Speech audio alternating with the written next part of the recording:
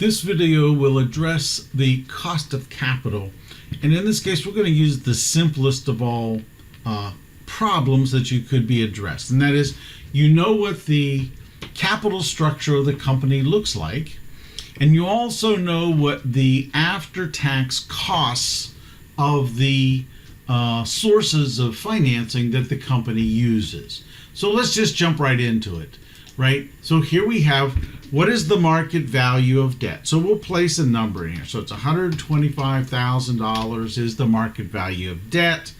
There's $50,000 of preferred stock, and common stock is $450,000. So here we have our capital structure. The total structure is $625,000.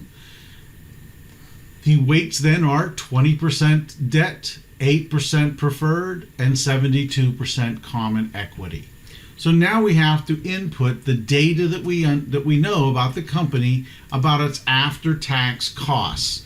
There's another video that discusses the actual calculation of the weighted average cost of capital, that will take each of these individual items and will address what the cost structure looks like and how you calculate those. So that's a more complicated problem, and that will come up here in a second.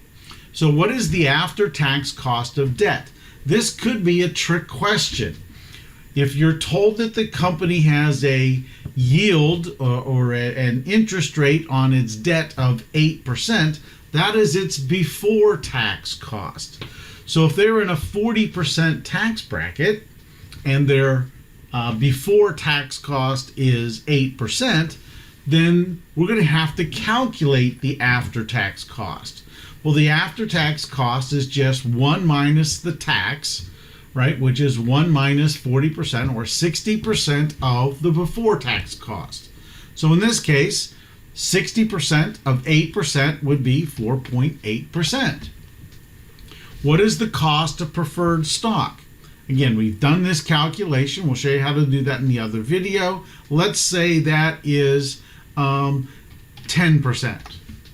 The cost of equity for retained earnings, we'll say that that is 14%. And then the new cost, let's say that that is 17% for new equity. And we're following a structure here that's logical. The cheapest source of financing is debt, followed by preferred stock, followed by common stock. And new common stock is more expensive than retained earnings because new common stock has to be gathered. So we have to pay commissions, we have to pay, might have to do some underpricing so that we can sell the new issue. So this follows a logical cost structure. So the solutions that we get, what is the cost of capital of this company if they were just using retained earnings? 11.84 is the cost of gathering financing with only using retained earnings. That is, we haven't issued new common stock. Once the company issues new common stock, the cost will go up. Why will the cost go up? Well, obviously it goes up because we're switching from a lower cost retained earnings to a higher cost new common stock issue. So the new cost ultimately then is 14%. So what we've found here then, we can apply this to the company.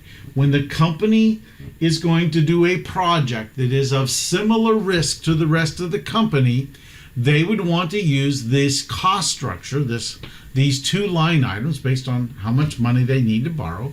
That's the cost of capital that has to be attained so that the company can maintain the stock value of the company, the stock price. If they can earn more than this, then obviously that's a plus. The stock price will ultimately go up.